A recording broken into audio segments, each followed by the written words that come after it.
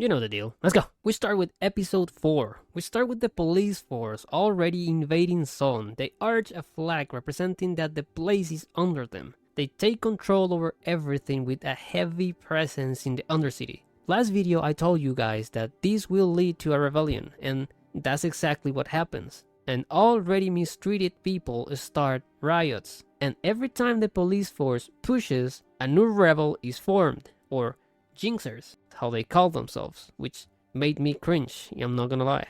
This shot perfectly shows Caitlyn's obsession with catching Jinx and how much is corroding her. Caitlyn has a hard time sleeping, already showing the stress she's going through and how busy she is as the person in charge. Maddie! Maddie? Oh, Maddie is such a one-night stand, or a six-night stand, or, well, you get it, a stress reliever. It's not like Caitlyn has no feelings or she doesn't care about Maddie. She clearly does, but every time Maddie shows some kind of love or care, Caitlyn just moves away, or her face shows some kind of emotion, like if it was guilt. Later on I'm gonna come back to this part. Also, Maddie is still one of the sweetest characters out die on this hill. She did nothing wrong, and game is game. Glazing works. Stinkmaw is the new old Rift Herald, and Scuttlebutt is the Scuttlecrab, both monsters in League of Legends. Isha is non-verbal, which I think is pretty nice to have characters like her, and I really like how Jinx understands her. Since Isha, Jinx's hideout has changed. When before was dark and a place full of her hallucinations and problems, now is bright and a place where she can have fun. I do wonder how many times Isha asked her to paint her hair blue until Jinx agreed to have a bet. Jinx at first shows how she's super against the idea of painting Isha's hair blue, but when she finishes you can see in her eyes love for Isha and that she actually enjoys it, like spending time with her little sister. Also, them laughing here heals my soul.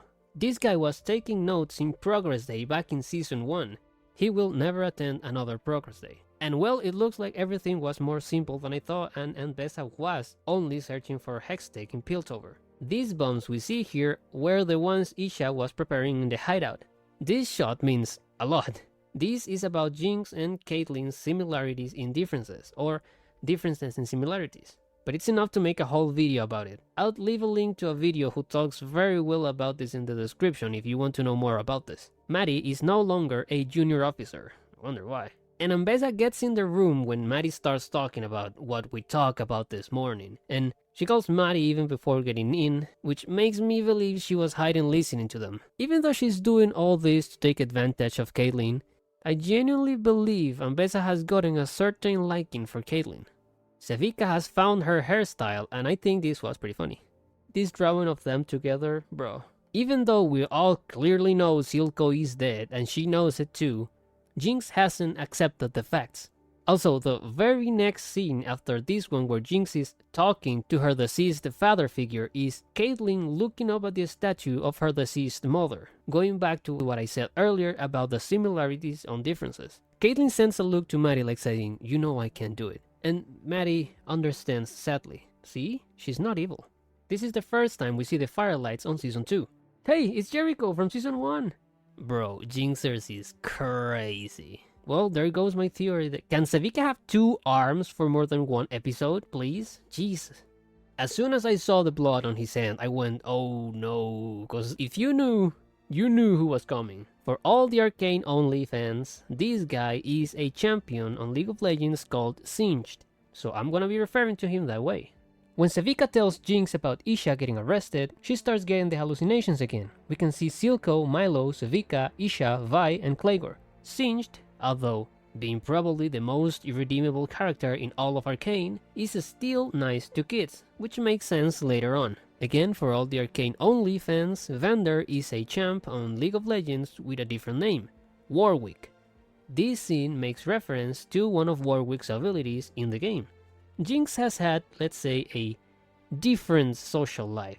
She's not used to be accepted, at least not by many. So when she sees her fans, she acts the same way with everyone else, trying to be as annoying as ever. But they don't react in the expected way, so she feels awkward. She also don't trust people, so when one of them tries to put her hand on her shoulder, she gets defensive.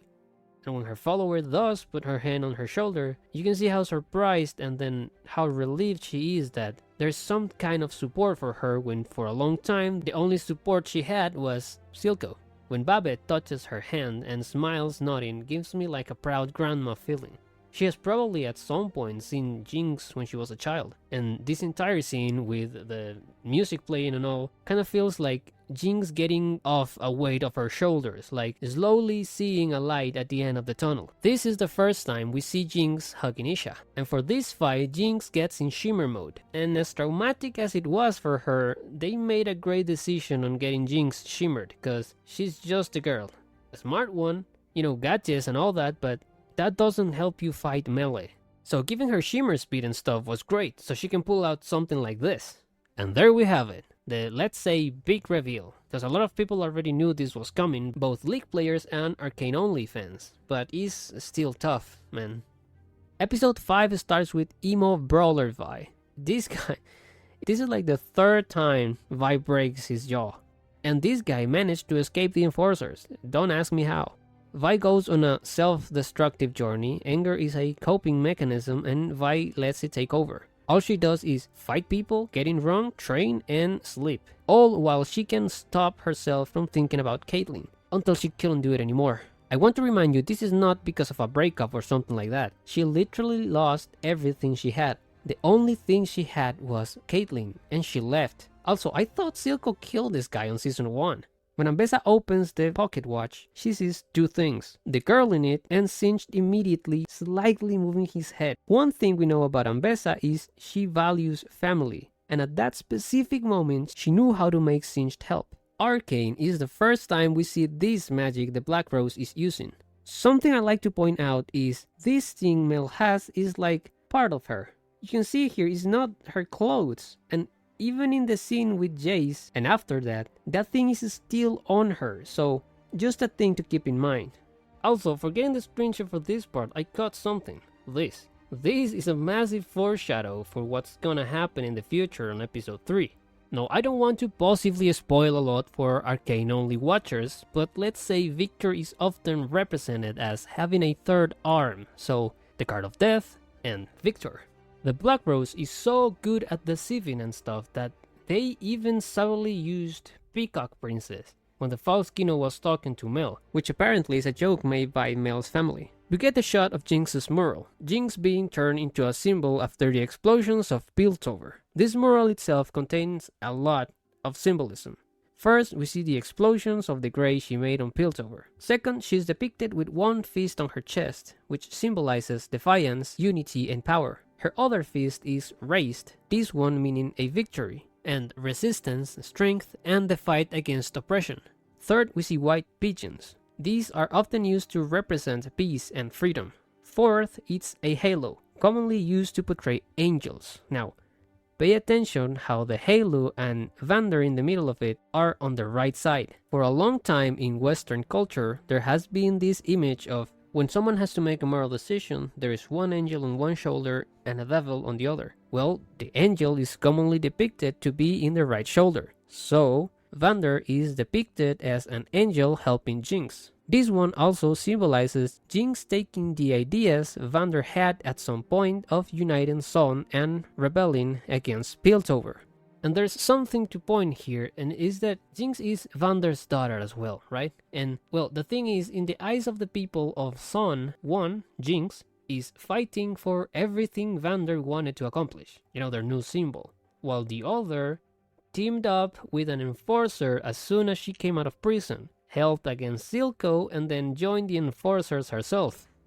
This is a reference to her voice lines in League of Legends. You gonna chase me, fat hands? I'm over here, fat hands! When Sin says it's always the same look when one covets a weapon, it's a reference that in lore, he worked on a chemical weapon that was hot enough to even fracture stone for Noxus when they were invading Ionia. We don't know if this is still canon or not, but this was part of Singe's story. The blood cliffs are located here. We don't have a picture of them, but this is the Dalamor Plains if you were curious. Those are located here. Singed has been doing these experiments for a long time, but Vander's high tolerance for pain was the only thing who left him almost finish this project. Almost, because he was never able to return the mind to Vander, so the project was never finished as intended. Mel is drawing a rune. Actually, all these might be runes. How do I know? Because these specific runes are on Victor's research board from Act 1. That's the head of Deckard. Yeah, this guy from Season 1. And now, last video I said that Singed hasn't been mentioned by name yet, and I said that specifically because there was a theory that said he was going to be Oriana's father, Corin Revek. He has a lot of research on human body, which might mean something later in the future besides the experiments he did on Vander. His watch has an R for Revek, and now this is the first time we both, League players and Arcane-only watchers, have seen Oriana. What we know about Oriana for now is that she once was a curious girl who became gravely ill after trying to help people of an accident in Zon. She became terminally ill due to her lungs being destroyed by the gases from this place. The exact same thing, the Grey, the gas Caitlyn used to hunt Jinx, does to people. Corin used to take her to the theater to keep her from going outside of their neighborhood. There she was inspired by the dancers who told stories about other places, and that's why all these things about dancers are there. When Corin says that he believes the beast may have the final key, he's talking about the advanced regeneration Warwick possesses thanks to the multiplication of cells granted by the Mergwolf. This girl is the one Ambessa used to teach Mel how to be cruel in Season 1. And this thing is not Sonya's hourglass. I think this might be a very crazy theory, but what if when Mel was exiled, she lived in Targon? If we go back to that scene I just mentioned, she's clearly wearing Solari clothes. This girl can be Lunari. Her clothes can resemble the Lunari clothes. And this thing she has on brights just like Solari artifacts. There are two places that gold is associated with. Shurima, which I think the Medarda are from, and Targon. What if the writers are using that to hide the fact that this thing is from Targon, making us believe it's Shuriman? The Solaris have very similar things on their bodies.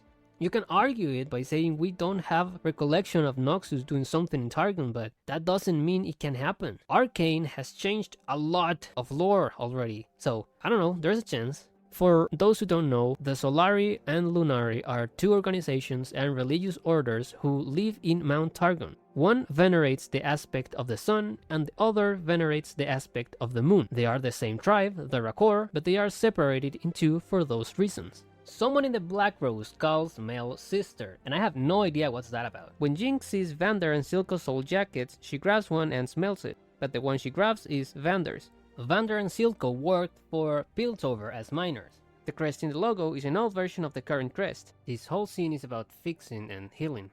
Vander and Silco are parallels to Vi and Jinx. What Vander says in the apology letter is what Jinx needs to hear from Vi, and what Vi wishes she could say to Jinx. When she died, I lost my head. I told myself what I did to you was for the greater good, that you deserved it, but the dirt was on both our hands. And then at the end, Jinx says that everything might have been different only if Silco knew how Vander felt. And right there is where they have this realization. This is one of Vi's skills in League of Legends. This is how we know Warwick, well, Vander, has extreme regeneration. Felicia is drinking from the same cup Powder painted and drank on Season 1. Younger Silco and Jinx have the same hairstyle. And this entire scene is tough, man. And it really changes a lot, because if you think about it, this means that back in Season 1, Vander is not adopting two random kids. They are Felicia's daughters. And when Silco picks Powder from the street when she was crying, we all thought it was just him rather actually feeling bad for her or wanting to use her as a weapon and stuff. But now, well, we know he knows who she is. She's Felicia's daughter. Now before that, he was really consumed by hate and he was going crazy on them, but yeah. And the realization from earlier gives Vi the strength to trust Jinx one more time, culminating in a very needed family hug. This scene is gonna be a little complicated, so I'm just gonna lay the basis for now. The first thing I want you to see is this. This is how Jace went in. Short hair and trimmed beard. Obviously, this means he has been in there for a long time. The second is Jace is seeing things after coming out of the Arcane. And the last one is that the first thing he does when he hears Victor is grabbing his mace harder. Another thing to point out here is every time someone in the chamber speaks or breathes, it's visible. Everyone except Sallow. They're not working as humans do. Sallow has Victor's fingers marked on his face. See, it's the left hand. And well, at least they do have blood and other colorful thingy. Episode 6. This is how the episode starts. Sallow's eyes turn this purple, and a little bit later on I'm not gonna be able to keep talking so Arcane only friendly, but don't worry, I'm gonna tell you when I'm going to start doing this. Right now, what I can say is that this is connected to Shimmer. Remember that in Season 1 the Hex Core mutated because of Shimmer. Now, again, later on I'm gonna say my theory, but Victor says there's another will at work with Jace, and let's keep that in mind, cause things are gonna get a little crazy. When Ambessa is training Caitlyn, she teaches her about the principles of strength. And I was really excited to talk about this because I think the entire thing is pretty cool. So, Noxus values strength above everything else. And they define strength with 3 principles: vision, might, and guile. These are the ideals every Noxian citizen should strive to embody. This because of the belief that a balanced combination of them is essential for the success and dominance of Noxus. This idea was established by Jericho Swain after overthrowing the last emperor of Noxus. He also put in place the Tripharics, which is the current governing body of Noxus, and each one of these principles is represented by one person in the Tripharics.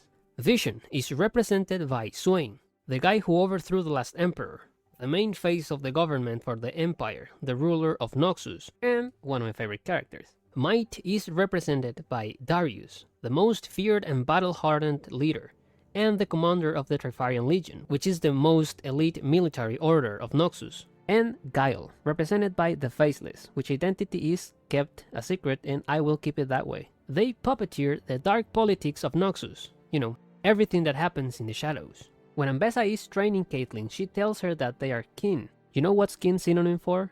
Family. And what do we know about Ambessa? Family is really important for her. Even Rictus was surprised by this. In the next scene where Jinx and Vi go to see Victor, you can see Isha taking the Hex Crystal from Vi's gloves and putting them in her pocket. All of them have Victor's hand marked on their face. See, I told you it was a left hand. If anyone still had doubts, yes, Vi and Jinx are blood related. And yes, I cried on this episode, thanks for asking. I'm not gonna lie to you, I was geeking a lot when he said the glorious evolution. And for Arcane only watchers, this is the line Victor is most recognized in League of Legends, and we have been waiting for it since Season 1. On this scene, Caitlyn uses the exact same moves Ambessa used on her while training. Vi calls Caitlyn a mongoose. She calls her like that because this animal is very fast and slender, and it's pretty funny for 2 reasons. 1, I kinda see it, and 2, a mongoose is also a term used to describe someone who flirts with as many people as possible and then rejects those who fall in love. Look at this girl, 1 cupcake and she got her entire world trembling, knees weak. And you remember at the Maddie scene I told you I was gonna come back to that? Well, this is the moment. I told you she showed an emotion like guilt. And I think that's because she knows she still loves Vi, and at a certain degree, she's using Maddie. Victor's fingers are starting to appear on Vander's face. Zapper has runes in it, and I want you to understand that Jinx using these weapons means she has learned how to make Hextech by herself with the book she stole on Season 1, when not even scientists from Piltover, besides Victor and Jace obviously, have been capable to do this. I mean, we saw what's been happening with those people. Again, a cupcake was all she needed. Also, Fortage, breaking the 4th wall, Vice's speed is in the camera. Okay, dude. Okay, Caitlyn, you did not need to get that speed to there, girl. Come on. This is one of Caitlyn's abilities in League of Legends. And okay, here we see Jace is still seeing these creatures on all people Victor has healed. Notice the purple in all of them. Purple, as we have seen, it is not a color related to something pleasant in this universe. And again, Jinx getting shimmered is, at least combat-wise, a very good decision from their part. Because there's no way someone like Jinx can fight a warrior from Noxus. Even with shimmer speed, Rictus is able to keep up with her actions, and even beat her. So again, guys, the Noxious army is very scary. On this scene, the very same person that killed her mother just saved Caitlyn's life. Jace has a blue stone with a rune in it on his wrist, and it looks like he uses this to activate the hammer. We see multiple versions of himself like coming out of him, and he feels pain for the problems he has been showing or the fact that he has to shoot his best friend, but he doesn't hesitate. He walks all the way there for one reason only, finish it all, and he won't fail. And I want to point this out because people might start to believe Jace is a dumbass or something like that, but I think he's gonna be in the right. Something tells me that in the future it's actually Victor who asked him to stop him. Rather that, or he saw some crazy stuff. Or both. Now when Victor pulled Jace out of the Arcane, I told you things were gonna get a little complicated. And notice how I said in the future Victor told Jace. Well, it's that time, because I told you he has been a long time in there. So there's time involved. And time traveling can give a lot of headaches. But here we go. And I don't want to spoil, but time traveling will be a thing. And League players know why. So the theory is, what if Jace sees all these creatures this way because he comes from the future Victor wasn't stopped? And what if, as time passes, the people Victor heals turn into these things? See, there's this thing that I found interesting, and is the fact that Jace's title in the game is the Defender of Tomorrow. Kind of fits, don't it? Also, Jace has this vision or memory of someone with both hands holding onto something like a staff. And you know who else does this? Victor. What if this is Victor in the future? Also, checking out this picture, I went to see Jace's mace from before it was corrupted, and the thingy he has to activate it, it's pretty similar to this he has on his knee brace. So, I don't know. And then the shot happens, and this is how the episode started. Reverse chronology. Notice how when Victor is shot, the purplish thingy is leaving their bodies, and when it completely leaves, they stop working. Again, purple equals shimmer. I think that's pretty established already. But now, remember earlier I told you I was not gonna be able to keep it arcane only friendly? Well, this is that moment. What I'm about to say is still just a theory, and I'm not the first one to make this relation between the two things, but it comes from knowledge outside of Arcane. If you have seen theories before, you might have listened to the word void, and I'm gonna talk about it now. If you don't want to listen to it, then I'll leave the time somewhere so you can skip it. Okay, shimmer is related to the void. These people are becoming like that because of the void. I first thought this place where they are, it kind of reminds me of the shapes, you know, these patterns of going in like a circle that we see in Icathia, the place where the void went crazy. So I went to check the images, and if you see the things the void did and other void creatures, there's this golden like track on them. They have something gold in them. Do you know who else have this purple and gold? The creatures Jace see. I think he is right. I think the Defender of Tomorrow is here to actually save the day. Well, after that, we can go back to what we see in the show.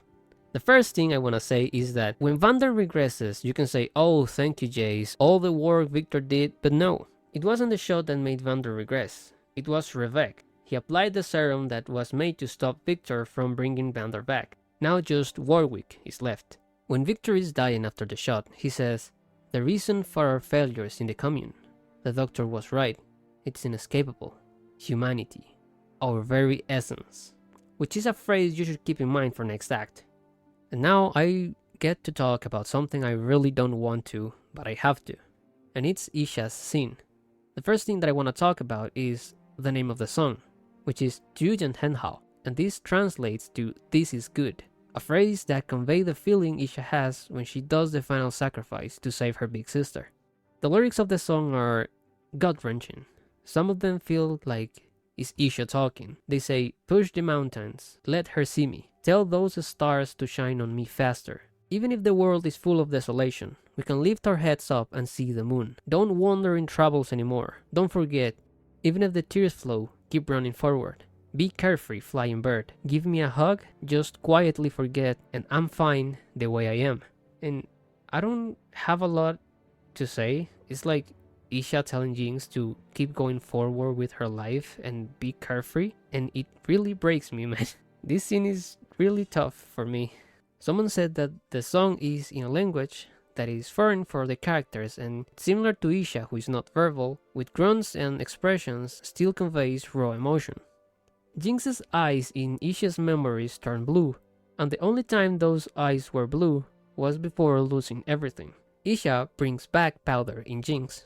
Isha puts the hex crystals she took from Vi's globes on Sapper and prepares herself to be the hero. And on this scene, when her little sister is sacrificing herself, those blue eyes appear again. I don't want to finish the video on a bad note, so I'm gonna leave you guys with a little something.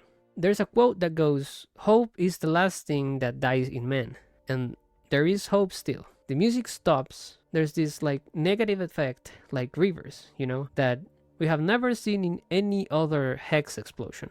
After that, the light beams the explosion was making completely stop, and there's one character that can save Isha.